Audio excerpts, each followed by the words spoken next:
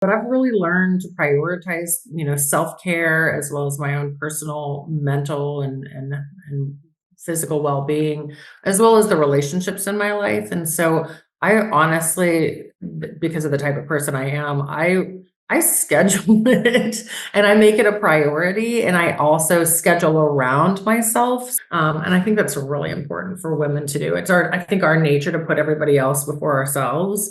And I've learned we've got to put that oxygen mask on ourselves first. It really is truly important. Let's learn how our next guest gets up, dress up, and show up on purpose. Enjoy the episode.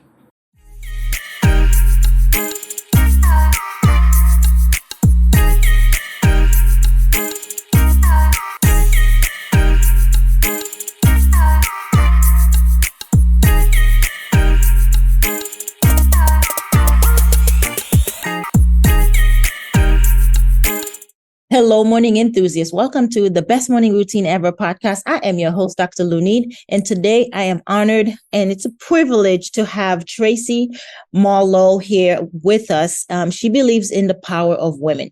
So in 2008, with a new infant at home, she began building Creative Noggin, a fully remote advertising agency.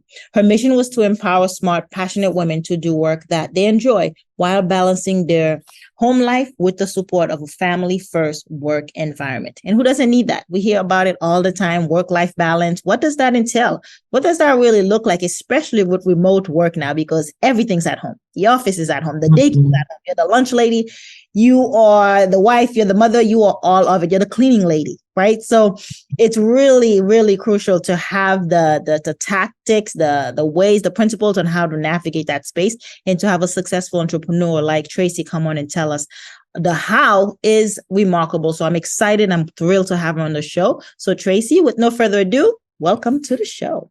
Thank you. I appreciate you having me. I'm excited to be here. It is my pleasure.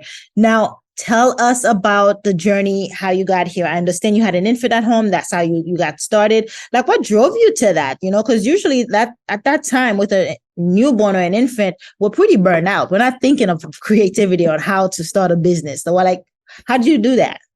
I was at a point in my career at that stage where I was very ambitious. I had been growing in my career. I had been really focused on work. I loved and enjoyed working, and I liked the work I did, and I felt very proud of it.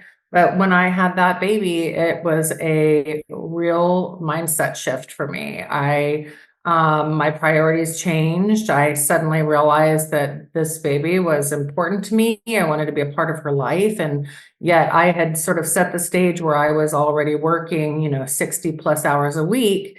And I realized that I couldn't continue to maintain that type of schedule. And so I finally got to a point where I realized something needed to change. And at that point, I made the decision to start the agency and start growing the agency. And it was obviously a huge thing and a huge risk to take at that point in that juncture. But I realized that I wanted to be able to, breastfeed my baby in the middle of the day if I wanted to. I wanted to be able to put her to bed at night and not be too busy working late. I wanted to be a part of her life, but I also wanted to continue my career and continue to do work that I was proud of.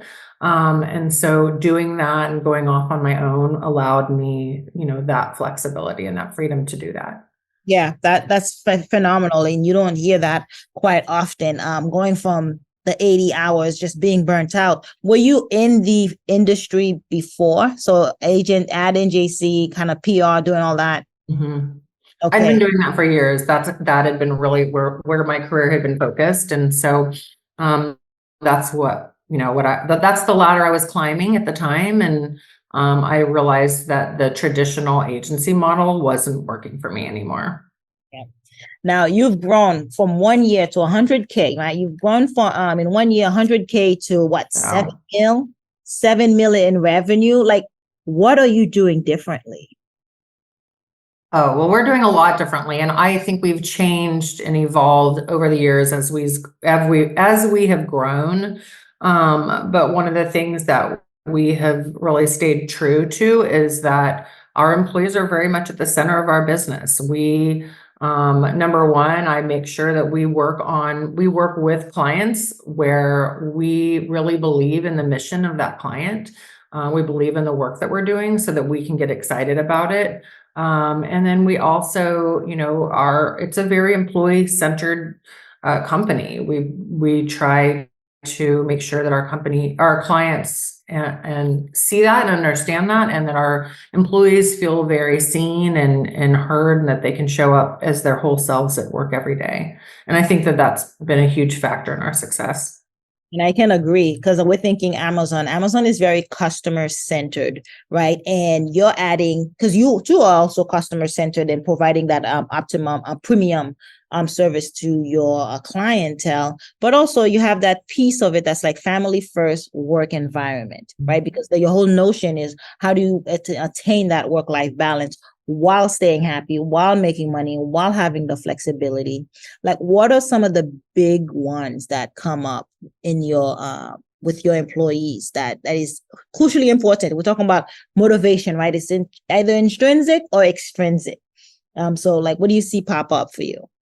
I think for us, what's a really big part of our culture and our success, and one of the reasons why our employees stay, is that it's an environment of trust and safety. And so they feel comfortable that number one, we have to trust them if they're working remotely, that they are at home and that they're doing the job that they need to do. But they trust us that we are going to support them, and that, we're not going to put them in harm's way or ever put them in a situation where they are having to compromise their values. And that they're really, at the end of the day, the company is really built in a way that we want to be the best company we can for our employees, so that we are able to attract really smart, talented people. And by doing that, by creating a really great environment, where people are safe to say, hey, you know what? I think the way we're doing this is wrong. I think there could be a better way that we could actually do this in a more productive or efficient way for our clients. And they feel safe to raise those concerns, and that we can actually continue to improve the company. That really benefits everybody. It benefits the company, it benefits the coworkers, it benefits the employees. They feel heard, and it benefits our clients at the end of the day. And so because of that, been able to attract, really talented people and retain them, which has been great. Yeah, that sense to collaborate, that sense to bounce ideas off each other, brainstorming is critical. It's crucial. It's nice to have that environment where it's welcome. And yeah, for sure. For a group of women, it really, when you put that power together, like almost like a third mind is creating, right? A third force is birthed out of that. I know that you have seen those same research that women outwork, not even just outwork, but so much like outperform their counterparts, their male counterparts, but they're not easily recognized for that, right? Because they're not easily in those position of power, in the position of CEO, making the decisions in the top tier in the companies. Like, what unique qualities do you see women bring into the workspace that actually makes the business thrive? Yeah, I think the fact is, women are, number one, we're used to doing it all. Women as a whole have historically and still do perform a larger share of household duties than their male counterparts. Typically, we are the ones who are, we're not only bringing home the bacon, I think it's like age 25 to like 60, 77% of women are in the workforce. So women are out working, and, we bring home the bacon, but we're also the ones frying it up in the pan. And we're also the ones that are scheduling the doctor's appointments. And we're the ones that are scheduling, getting the plumber out there, and scheduling the family vacations, and doing the PTO conferences, and taking care of the elderly parents. And I mean, we're the ones that are doing it all. And when you have people that are used to, having to really just outperform in life. We have to work a lot harder typically in order to even advance in our careers. That's beneficial for our clients because women are used to, we're workers. I mean, we're used to doing it all. And so I think that's one thing. And then number two, women are good communicators. And in our business, communication is key. We also tend to be good listeners. We're nurturers, we're caregivers. And so I think the fact that we have an all-woman company that are really tuned in to the needs of our clients and really listening and also understanding their markets, I think has been really beneficial for our clients and really the success of their marketing. Yeah. So. The ability to wear multiple hats and not just wear them, but effectively, productively, and just doing, giving it your all. Yes. With Yeah. which hat you put on. It's just like taking care of the home, as you mentioned.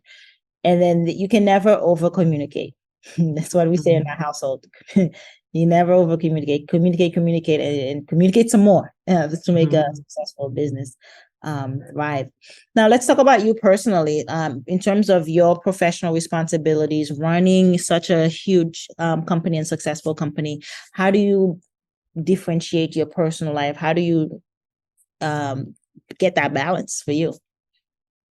Yeah, that was a journey for me to learn to do that because I think I tend to be just a I like being a productive person. And so it's hard not to get caught up in all your to-dos, right? I'm sure you've seen that as well. There's always more to get done than there is time in the day. And so it's hard not to just get focused on that. But I've really learned to prioritize, self-care as well as my own personal, mental, and physical well-being, as well as the relationships in my life. And so I honestly, because of the type of person I am, I schedule it and I make it a priority, and I also schedule around myself. So I live by my calendar just because I have so many appointments and whatnot, and I schedule my personal things on my calendar. And even like people, that I have relationships with in my life, I send them meeting invitations for those things so that it's on their calendar as well and that there's, clarity. But I also make it a priority to schedule around myself because I think there's a tendency for us to see like personal appointments on your calendar and something professional comes up and you let your own self slide, right? You put yourself to the back burner, and I've learned to make it a priority not to do that, to actually make my own self a priority. And I think that's really important for women to do. I think our nature to put everybody else before ourselves. And I've learned we've got to put that oxygen mask on ourselves first. It really is truly important. Yeah, it's crucial because you can't give what you don't have. If you're sick, if you're ill, you can't show up for your family. You can't show up for your team. You can't show up for your clients or your business. So it's crucial to make sure that personal time, whatever you need to unwind, whatever you need to recharge, and that varies, right, from person to person. Per extrovert versus introvert. It varies, but you just gotta know yourself, and that comes with that personal time. Spending time with yourself and identifying what those things are, which is a great segue to morning routines. Like, what is it that you do to help you get up, dress up, and show up for everyone around you?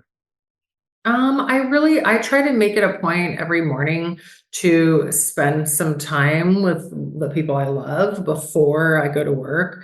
Not just get up, get ready, but also just spend a little bit of a time just connecting with those in my life. And then when I do, come into the office, I also take some time to really plan my day.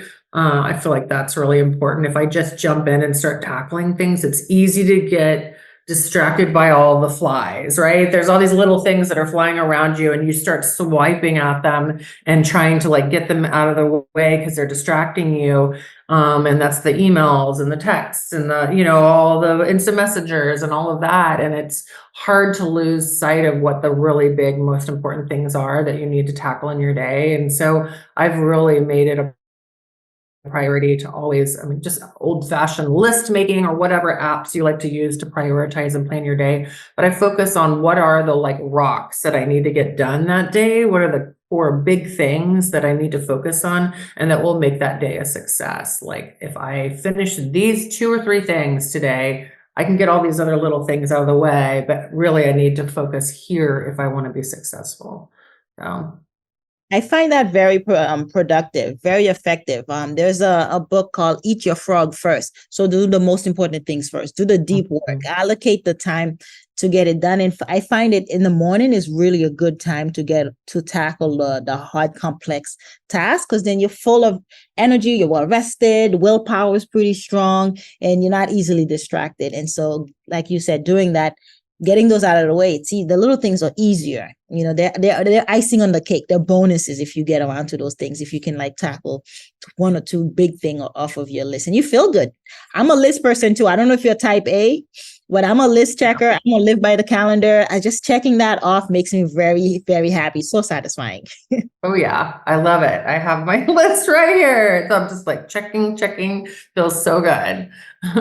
Yeah, it breeds more productivity, because then you feel good about it. And that's the thing about building habits. That's how you build habits. That's why you keep strong, effective habits. So I'm a little curious, Tracy, about what some of the things do you do? What are you consuming in the morning? Are you meditating, relaxing? How do you get in that personal space so that you do show up calm and ready to take on your task or to I do like to spend some time, if I can, meditating. I do think that it's really helpful. And I like to take a break sometimes in the middle of the day to do that, just to sort of recenter myself. I do like to do some kind of a workout in the morning, if it's just, even taking a walk, if it's nice outside, just to try to get your body moving and your blood pumping.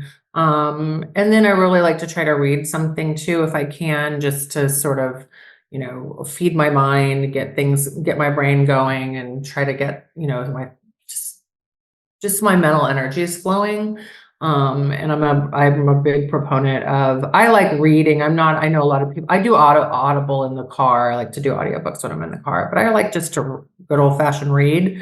And so I try to do that in the morning, just to sort of try to get myself started. Yeah.